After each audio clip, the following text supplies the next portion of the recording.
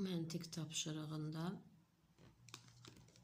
verilmiş sözlərin son hərfini nəzərə alaraq bərabərlikdən sonraki sözü alırıq. Kartofun F, bibərdə son 2 hərf, pomidorun son 3 hərfi, lakin onu tərsinə yazırıq. F, ər, dor yox, rod alınır.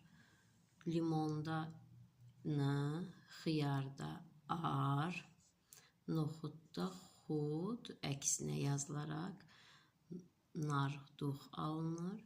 Tərxunda isə N-nı götürürük. Şüyüddə üd,